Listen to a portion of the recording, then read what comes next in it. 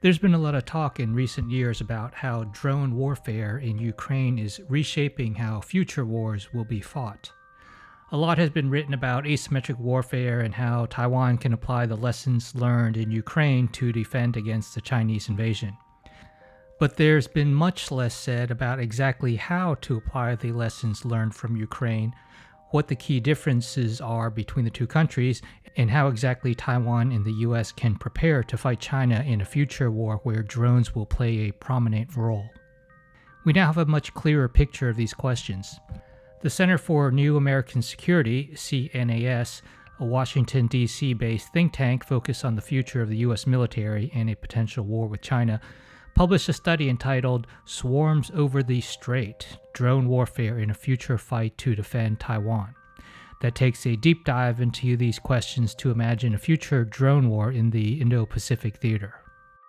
Spoiler alert, things aren't looking good for the American side. The report concludes that, quote, if China were to invade Taiwan today, Chinese forces are better positioned to leverage drones than the United States or Taiwan. In contrast, the United States and Taiwan do not have enough drones nor the right types of drones to help mount a successful defense. The report starts by noting that the US is betting that it can out-innovate China in using drones to defeat the PLA if it moves on Taiwan. But Ukraine should act as a cautionary tale. Ukraine has consistently pioneered innovations in drone warfare, but Russia has quickly adapted and has scaled up drone production in a way that Ukraine can't match. There are significant differences between the two theaters that puts the US at a big disadvantage. One factor is, quote, geographic asymmetry. Unlike Ukraine, which is mostly a ground and air war where combat takes place at shorter tactical ranges, a war over Taiwan would feature long-range shootouts in an air and maritime theater, where forces would operate hundreds or thousands of miles away from air and sea bases. China would have a huge advantage by playing a home game. The Taiwan Strait is only about 100 miles long, and China also has more than 36 military air bases within 500 miles of Taiwan. Meanwhile, the US has to deal with the tyranny of distance. The continental US is more than 6,000 miles away from Taiwan, and all of its military bases in the Indo-Pacific are hundreds of miles away. The closest air bases are in Okinawa, which are almost 500 miles away. And Guam is about 1,800 miles away from the center of the Taiwan Strait. And most US bases in Japan and the Philippines are more than 1,000 miles away. Good luck using quadcopters and FPV drones like the Ukrainians. Even Turkey's Bayraktar TB2 is limited to a 185-mile range. The second big problem facing the US and Taiwan is, quote, the challenge of affordable long-range mass. In other words, they need attritable mass in a war with China. The report points out that, quote, it is simply more difficult to achieve affordable mass when operating from long ranges. The Ukraine war has clearly shown us that numbers matter a lot. Wartime drones have a short lifespan, and both Ukraine and Russia are burning through huge numbers of drones, as well as artillery shells. The CNAS concludes that the US needs to build thousands, if not tens of thousands, of drones to effectively take on the PLA. And they need to be smaller, cheaper, and, quote, just good enough drones that are expendable instead of the large, expensive, and relatively smaller number of systems the Pentagon tends to favor. That's the challenge that the Pentagon's replicator program hopes to address, which is a topic I covered in a past video. Here too, China has the upper hand since it has, quote, developed a diverse fleet of aerial drones, drone boats, and uncrewed water vehicles over the past decade, with a focus on intelligence, surveillance, recon, and targeting roles. China has also invested in developing a variety of kamikaze drones. Beijing has also dedicated intellectual resources to studying drones and incorporated them across its 4 military branches. As it looks towards the future, China is exploring autonomous drones operating in swarms or teaming with crewed aircraft for air-to-air and air-to-ground missions. China obviously has a massive industrial base and has pretty much cornered the commercial drone market, with DJI alone having a 76% market share. And unlike the Ukrainians, the Taiwanese probably aren't going to be using Chinese drones because of the risk of being remotely disabled and hacked by the PLA. And that's assuming China would even allow them to be sold to Taiwan during wartime. The report categorizes drones by two dimensions: military versus commercial, and reusable versus one-way. By the way, because of something called the Missile Technology Control Regime, MTCR, the US has been restricted in selling armed drones, which opened the door for Iran, China, and Turkey. Here's a chart showing which countries have bought armed drones from China in red and Turkey in brown. Unlike in Ukraine, maritime and underwater drones would play a leading role in a Taiwan war. For example, China's autonomous drone carrier could send its autonomous underwater drones to scout for US submarines, along with drone boats similar to the American Sea Hunter. Even if they couldn't sink the US subs, they could, quote, divert American attack submarines from their primary mission and therefore cause virtual attrition. China could use drone boat decoys to flood the Taiwan Strait, making it harder for American and Taiwanese missiles to differentiate between high-value targets and uncrewed decoys. Meanwhile, Taiwan could use swarms of drone boats similar to Ukraine's jet ski drones to attack Chinese boats. Aerial recon drones could track and coordinate the attacks. Larger underwater drones armed with small torpedoes could attack Chinese ships and subs, as well as lay shallow water mines. Small solar or wave-powered drones on the surface of the ocean could help Taiwanese forces track targets and provide early warning. Kamikaze drones could terrorize the Chinese landing crafts that make it closer to shore. On the American side, the weak link for stopping an invasion fleet are the first few steps in the kill chain: finding, fixing, targeting, and tracking targets. Since they would be operating at longer standoff distances, the US could use hundreds of truck-launched, recoverable drones networked together to, quote, create a resilient targeting mesh.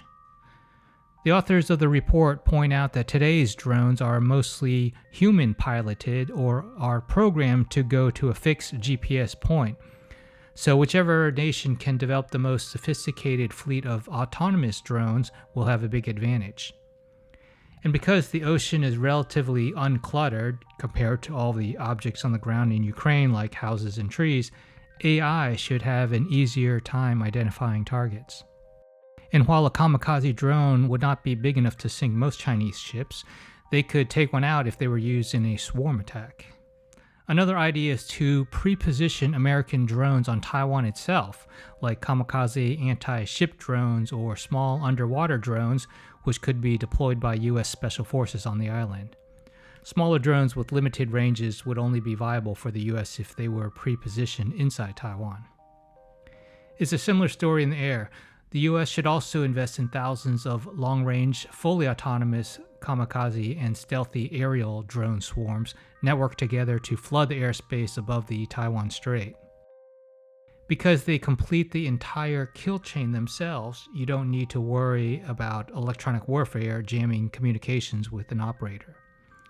If they could be developed cheaply enough, they could be a cost-effective way of depleting China's inventory of missiles and air defenses. Armed, stealthy, loyal wingman drones could accompany F-35 fighters or escort B-21 bombers attacking targets inside China. In the end, while the authors believe that China has the edge today with existing technologies, quote, determining who would win this war is difficult because it depends on if and when autonomous technologies and counter-drone systems, such as directed energy, mature and are adopted by each party. It also depends on the number of drones and counter-drone systems that each side has, the overall balance of capabilities, the operational concepts employed, and the proficiency of each country's military personnel. It seems likely that drones will be a necessary capability for all combatants, but that they alone will not be sufficient to win the war. Here are the top-line recommendations of the report. For the United States, the U.S. Department of Defense needs to acquire more good enough longer-range drones for this fight in the Pacific. The U.S. needs a diverse fleet of aerial drones that includes a mix of higher-end and cheaper systems. The U.S. should invest in autonomous kamikaze drones for attacking ships. The U.S. should consider pre-positioning short and medium-range drones on Taiwan. The DoD must develop and refine operational concepts and tactics, techniques, and procedures for drone employment specific to U.S. challenges in a fight in the Indo-Pacific, such as those outlined in this report, and pick the most effective concepts to incorporate into warfighting plans and doctrine. The United States needs to invest in training drone pilots so that they are skilled and can also operate closely with crewed systems. The U.S. Department of Defense urgently needs to invest in a range of counter-drone capabilities, including air defenses and electronic warfare systems.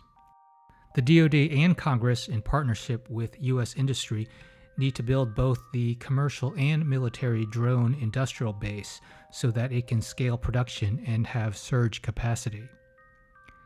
The United States should advocate for changes to the MTCR and look at alternatives for stemming drone proliferation. The DoD should work with Congress, the State Department, and the National Security Council to reform its export control and foreign military sales process so that it can more quickly deliver capabilities to allies and partners. The DoD and Congress should consider whether the United States and its allies and partners can leverage the drone industrial capabilities of allies. And for Taiwan, Taiwan needs to foster its commercial and military drone industrial base. Taiwan also stands to benefit from the use of drones, but it is not currently positioned to realize their potential. Taiwan should arm its ground forces with first-person view kamikaze drones to provide additional cost-effective short-range precision fires. Taiwanese forces need to integrate short and medium-range drones with their ground-based fires units and stockpile large amounts of artillery shells, mortars, rockets, and missiles. Taiwan should develop battle management software to integrate drones with ground-based fire units. The Taiwanese Air Force and Army should develop operational concepts and tactics and focus on integrating and sharing information between drones and fire units and with allies. Taiwan should acquire kamikaze drone boats and underwater drones to bolster its defenses. Taiwanese forces need to begin training on commercial military and especially first-person view drones. The Taiwan military needs to invest in a robust system of counter-drone capabilities, including mobile air defenses and electronic warfare systems. For deeper understanding of this, here are some clips of an accompanying live stream the CNAS conducted when it released its report. The report's authors are on a virtual panel with former U.S. Deputy Secretary of Defense Bob Work. I think you're going to see drones having a massive impact if there were a conflict with China over Taiwan, but I don't think it's the way that many people anticipate right now, and I'll unpack that a little bit. I think you're going to see drones playing a similar role to what we've seen in recent conflicts. They have the same sort of missions. Reconnaissance is a core one that is really important. Helping to identify and track targets, especially moving ones, is something that has been absolutely essential in Ukraine. And I think would be equally important, if not more so, in the Indo-Pacific, because that's one of the areas that the United States currently has a weakness. And then in strike roles, either firing their own munitions, dropping bombs, or as a kamikaze, where some drones are more akin to a cruise missile and they actually crash into the target in itself. So similar roles for drones, but for the United States, it's going to be different drones. Largely what you've seen in Ukraine are much smaller, different drones, either military ones that are attached and controlled by ground forces or commercial drones. And these are incredibly short-range systems that aren't going to be as useful for the United States in a war in the Indo-Pacific. Because blinding flash of the obvious is the fact that the Indo-Pacific is an entirely different geography. It's a maritime domain, and it's a really big area. And that geography significantly advantages China in this particular scenario and disadvantages the United States. And it means that the U.S. is going to need drones with longer ranges than most of the ones that we've seen in these recent conflicts and more endurance to be able to conduct these sort of critical missions that I was outlining previously. And the bottom line right now is China is better positioned to take advantage of the drones that it already has in its existing inventories across the services to help it in an invasion than the United States is right now, or Taiwan. So let me say a quick word about Taiwan. Taiwan actually can make use of all sorts of drones in its defenses and should very closely emulate what we've seen Ukraine do across domains in terms of using drones to help it implement a porcupine strategy. Last point are the two things that I think are most important to take from Ukraine and recent conflicts and apply them here. And the first one is mass. You need large numbers. Mass doesn't solve everything. A lot of cheap things can't do all of the missions that you need in this conflict, but you do need a large number of systems because they are going to be lost. And the other one is just being really adaptable and having a close, tight linkage between the operators and the product developers, where systems are being modified and improved perhaps daily or weekly because of the fast pace of innovation on the battlefield. So I was wondering if you could talk to us a little bit about why you think almost 10 years on, the DoD hasn't made as much progress, and that it hasn't actually been able to obtain the right types of drones that we would need for an Indo-Pacific conflict, and have seemingly fallen behind China in that regard. Well, thanks a lot, Becca. You know, the third offset strategy was a competitive strategy to achieve and maintain military technical superiority. A lot of people still think that the third offset was all about finding a silver bullet or something like that. But it was actually having a competitive strategy in the business sense.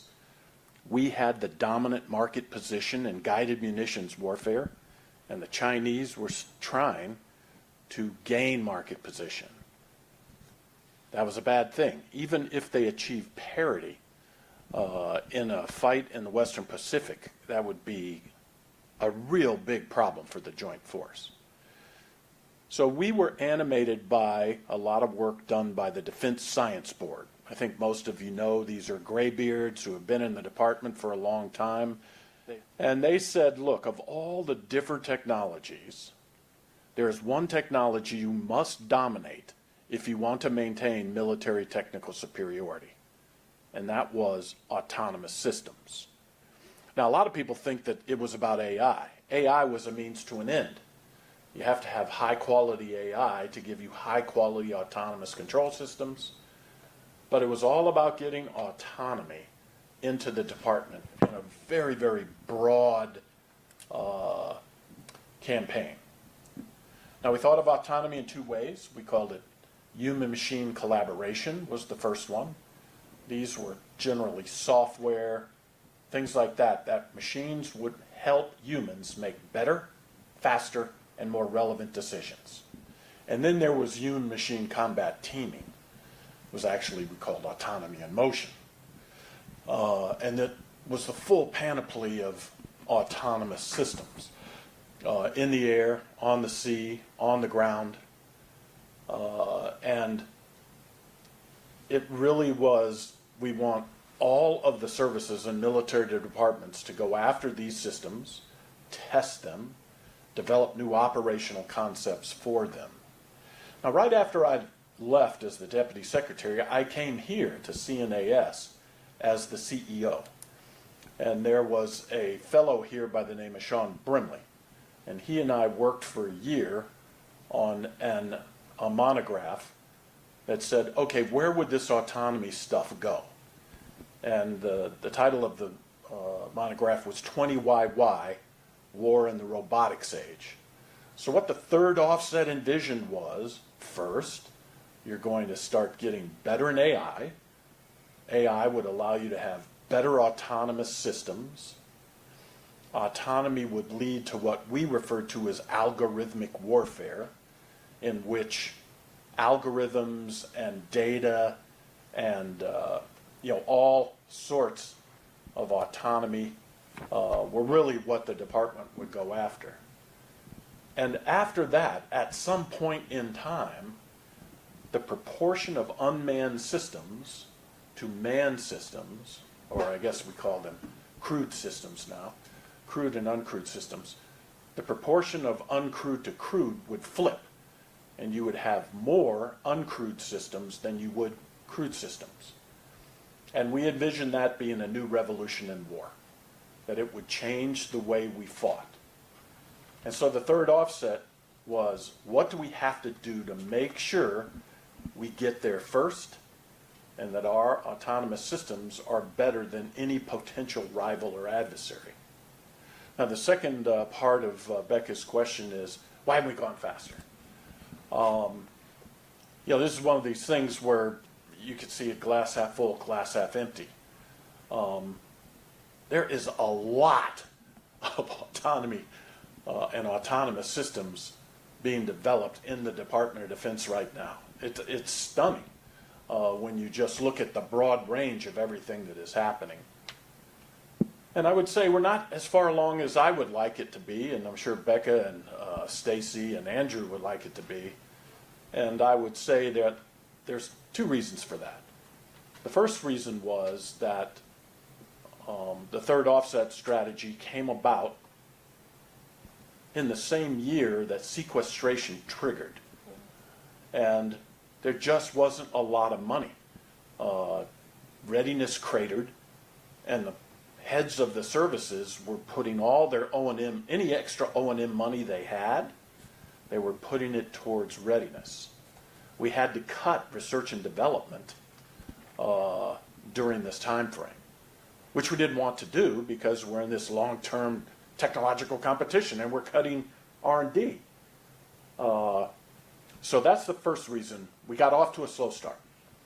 The second reason, and this isn't broadly commented on, but I believe it is true,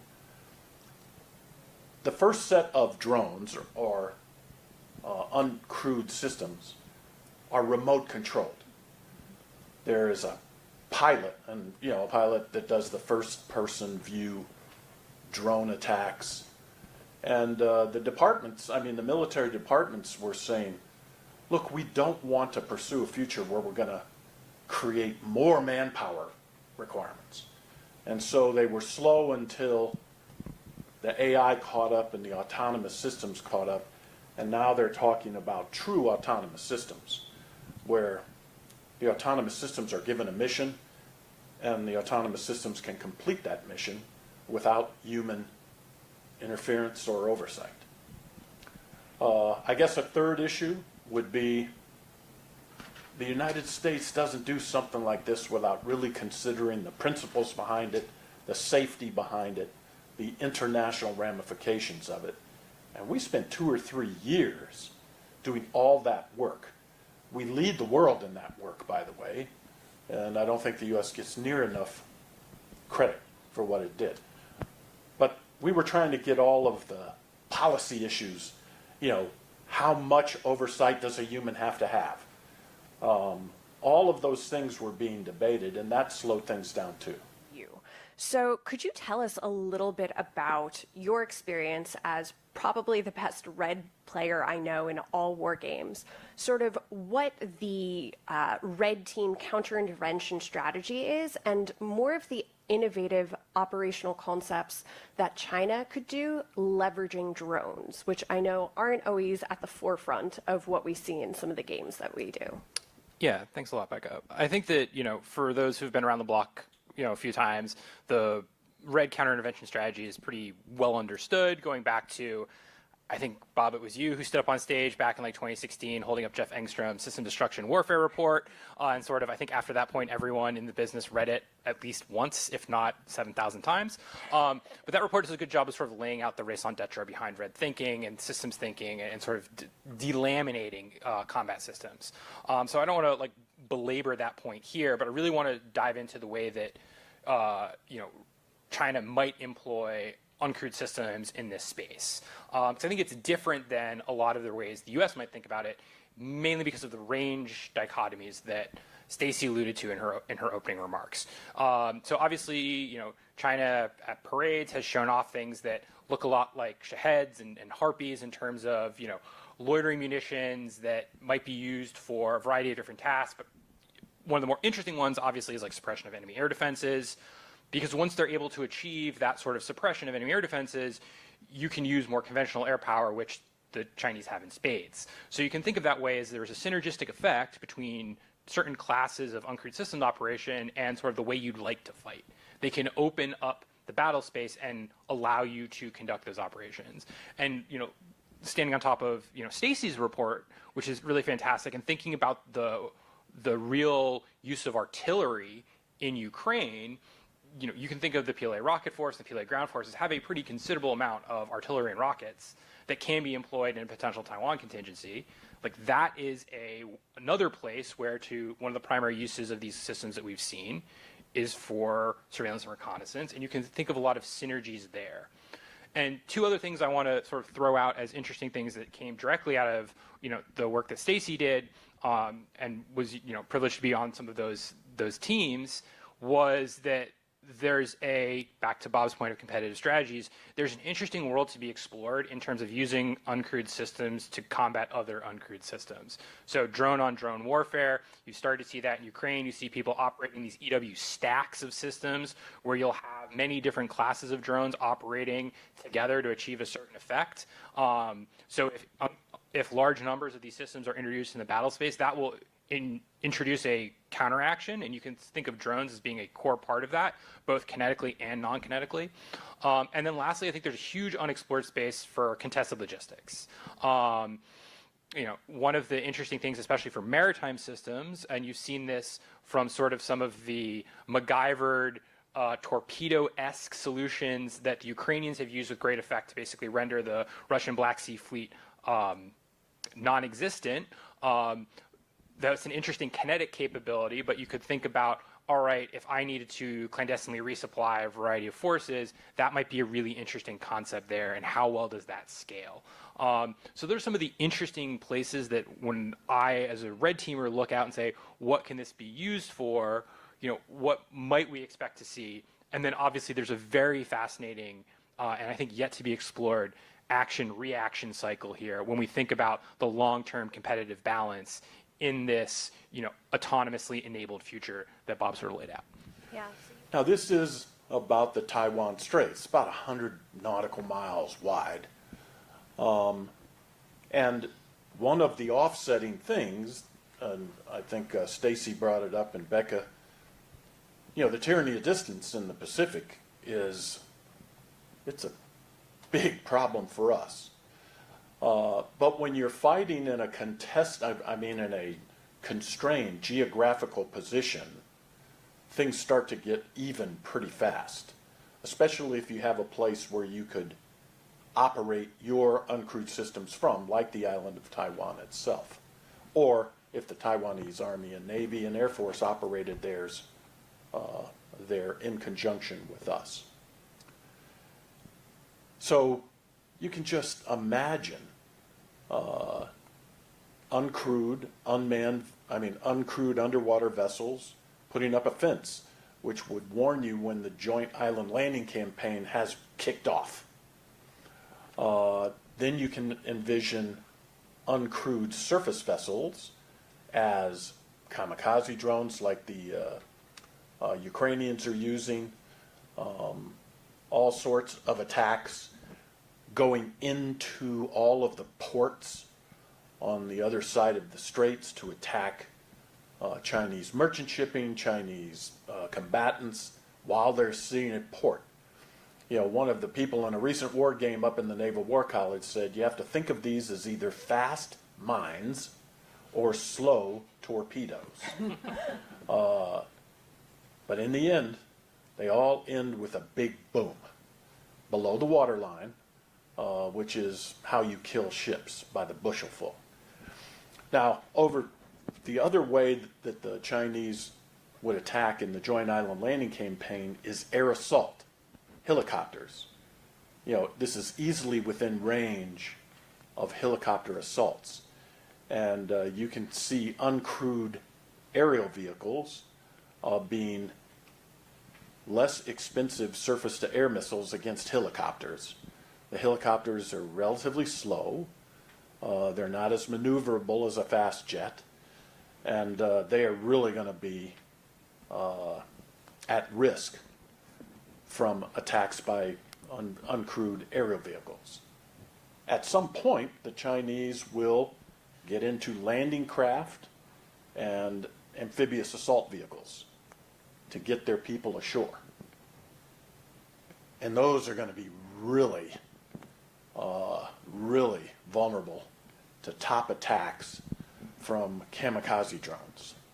So even if the Chinese were able to make it all the way across the strait, getting their people ashore is really going to be a problem with them because of, I believe, uncrewed systems. And I kind of lost my train of thought because what I wanted to say was Admiral Paparo, when he was Pac Fleet, the commanding officer of Pacific Fleet, he started coming up with a concept of operation of defending Taiwan, generally with unmanned systems. He called this concept of operations Hellscape. That was announced by Admiral Aquilino at a conference. And Admiral Aquilino was right with him. And they started building out this concept, and they started doing small tests, and they started asking themselves, how would we sustain these systems in a fight? And so now you have a combatant commander who is personally invested in an operational concept that cannot succeed without autonomous, attritable systems, autonomous, uncrewed systems. And when you have that, then that's when you really start going fast, Becca. And you add that with Replicator, which the first tranche had a lot of uncrewed surface vessels. Yeah, I think Bob hit the nail on the head in terms of things that Taiwan should be doing with uncrewed vehicles of all types across all domains. You can imagine more cross-domain drones that, an uncrewed maritime drone that releases a small airborne one that is all part of the same system that's helping to find and target enemy forces.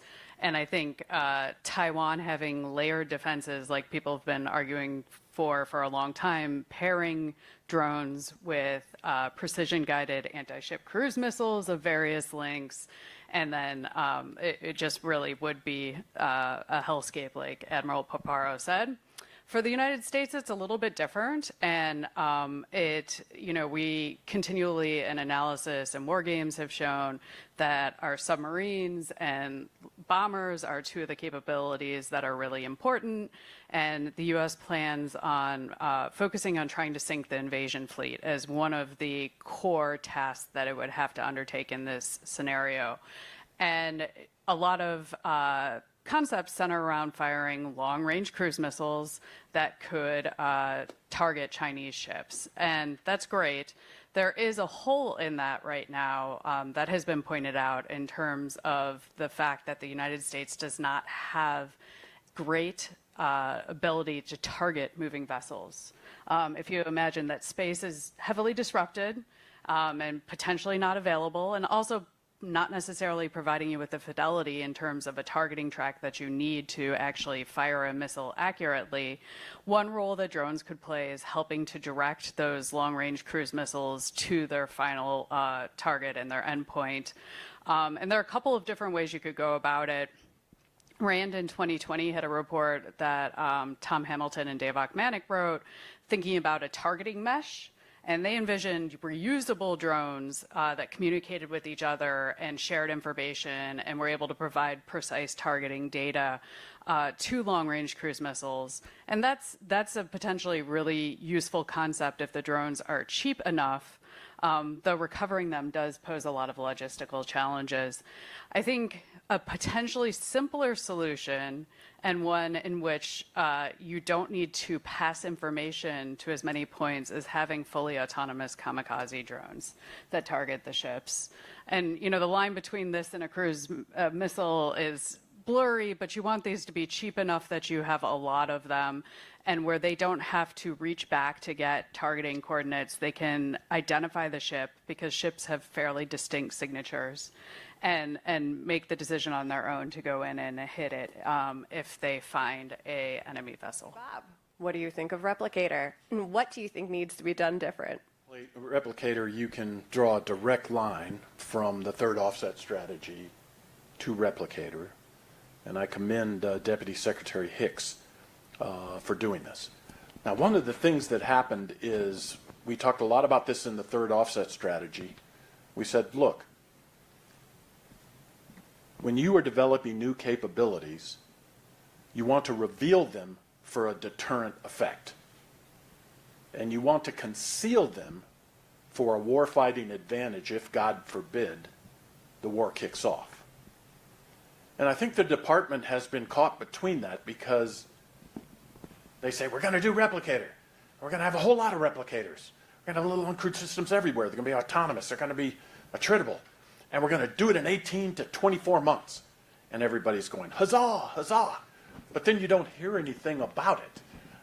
And so I think the announcement of Replicator was supposed to have a deterrent effect, in my view.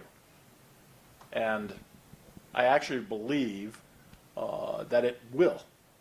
That Chinese military planners are now going to have to start thinking, hey, we thought we had solved the problem of the counter-intervention campaign. We knew what the Americans were going to do. We have the systems to confront them. We have the ISR system to make sure that we can compete. We've got this thing licked. And now there's a whole new theory of the case that they have to think about. And so, in my view, I believe it will have a deterrent effect. But nobody will tell you this is how we're going to use these systems in a fight. They will talk broadly, like I did. Hey, you can imagine these uncrewed surface vessels being used as either slow torpedoes or fast mines. You can imagine those things. But Admiral Paparo is not going to come out and say, okay, here is the way we will employ these systems. Because Admiral Paparo wants to have an advantage if the war kicks off. And he doesn't want the Chinese Navy to know exactly the way he intends to use them. So that's a long way of saying, Becca, that I applaud the vision. I applaud, things are happening. The first tranche has been awarded. I like the things that are in the first tranche, a lot of uncrewed surface vessels, which is completely consistent with supporting the combatant commander. But I don't know if we have enough money to do it. I don't know if Congress will support it because, like the Chinese, what is this? What are these things going to do? So people will look back on Replicator, I am absolutely confident, and say this was a turning point in the department's journey to an autonomous future. The time distance problem is such a challenge for the United States that getting lots of small things there at the right moment in time when you have to travel long distances is going to be one hill too far to go, and that the U.S. has to be looking for longer range systems.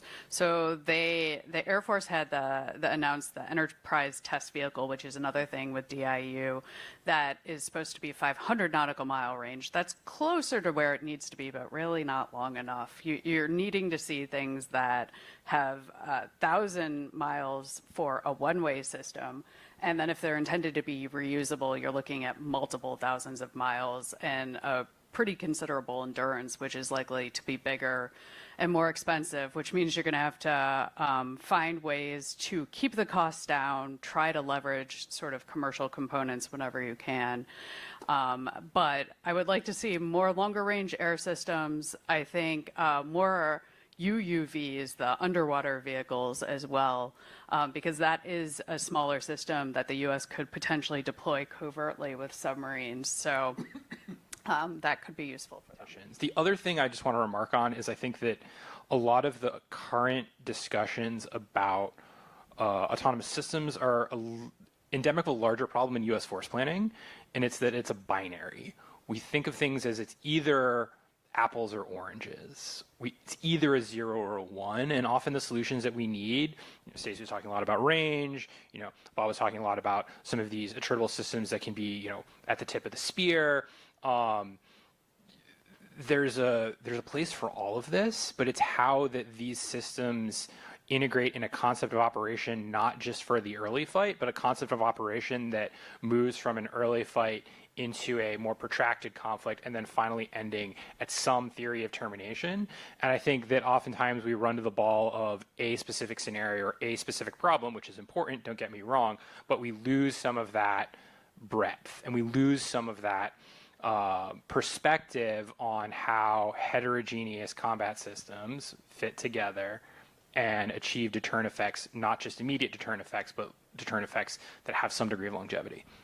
If I can just jump in really quickly, I totally agree with everything Andrew said there. And I would note that one of the areas you didn't see me talk about in terms of drones was, a stealthy long-range drone that can conduct penetrating strikes within the Chinese mainland. When I'm talking a couple thousand miles range, that is to have an effect over the Taiwan Strait.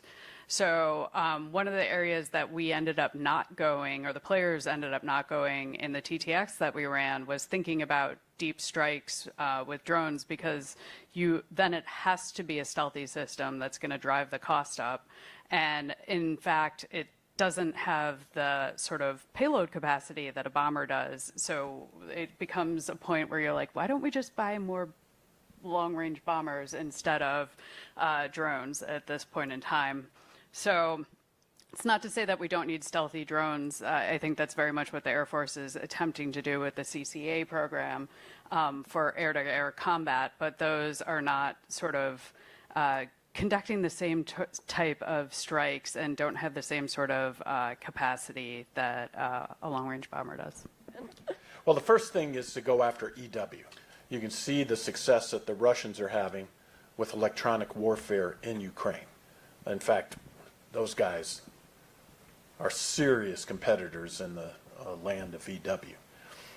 The value of EW is you can wipe out swaths of uncrewed systems rather than having to target and fire at one and then shift your targeting to another. So EW is at the top of the list.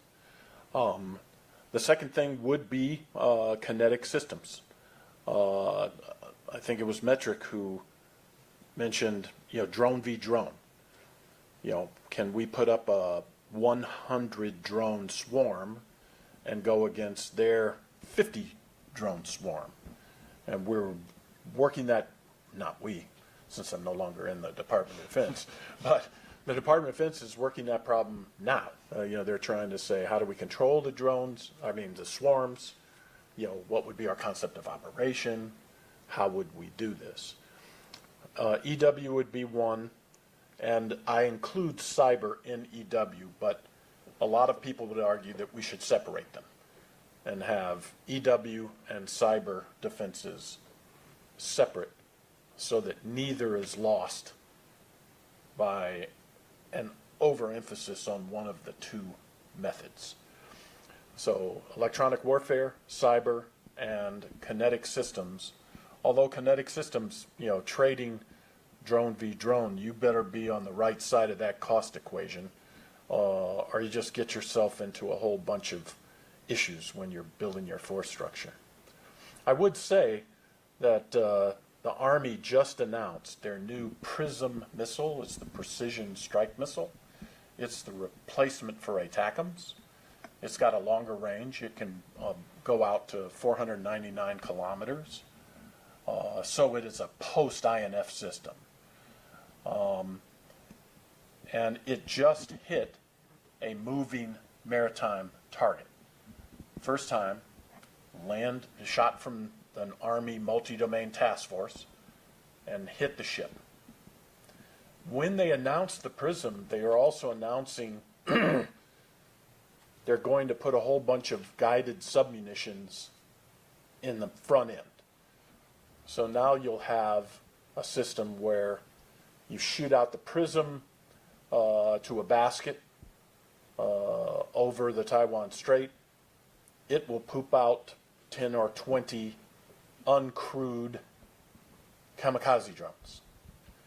Now, we used to have this thing called the LOCAS, the Low Cost Autonomous Attack System, and it would go out and it would search a target box, and if it found something that was in its target library, it would attack without asking for any more permission. Once a commander said, I want you to kill every tank in this box. There are no allies in this box. Every tank that you see is a bad guy tank. If you see a bad guy tank, kill it. Now, a lot of people say, still to now, and this goes back to the policy question, that you have to have a human in the loop on those type systems. That is wrong. You do not have to have a human in the loop for those type systems. What you absolutely have to have is a human making the decision to kill a target. That is required in our policy. And it just makes sense.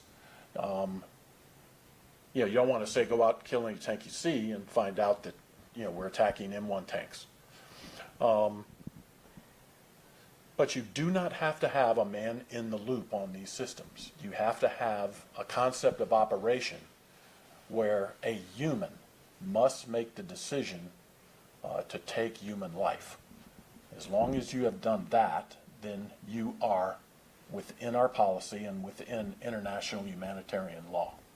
Yeah, I think the United States, I mean, the obvious things are selling or providing Taiwan with drones, which we're already seeing happening. There was just a report recently in the news about the first tranche going to Taiwan.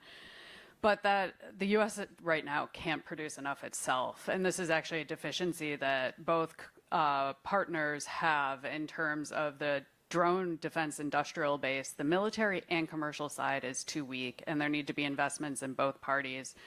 Taiwan would be a really challenging partner to resupply during a conflict, unlike Ukraine, where you have landlines of communication that you control and that are safe because they're NATO countries. So Taiwan needs to really be prepared and have an ability to produce some of the smaller drones that it could use on island. So I think that this is one of the other areas that we didn't really hit on, that where China is so advantaged right now, where Chinese companies just dominate the commercial drone market. Yeah, so we talk a lot about how there's a potential problem for the U.S. of overlearning from Ukraine because of the geography and the distances are different for U.S. In other theaters. I don't know if Taiwan can do the same. I think that, and I think you've seen Taiwanese senior leadership sort of make statements in that direction of acknowledging that there are approaches that they can learn from the way Ukraine has looked at their defense problem they're currently facing. But I do want to also acknowledge the fact that from a Taiwanese perspective is that it's not an either or, it's a yes and, because there is a role, and this is the same thing the Navy runs into, there is a role for, let's call it traditional forces and traditional force structure in peacetime. Especially for a lot of like gray zone management activities, which when you're 100 nautical miles from a country whose express purpose is to invade and conquer you, they will try things that aren't landing tens of thousands of troops on your islands. They will try other things, and those other things might not be well blunted by the classes of unmanned systems or uncrewed systems that are best used for that higher end thing. So there's a lot of yes and across a lot of these trades, and they're not as cut and dry as they're often portrayed out here in think tank land.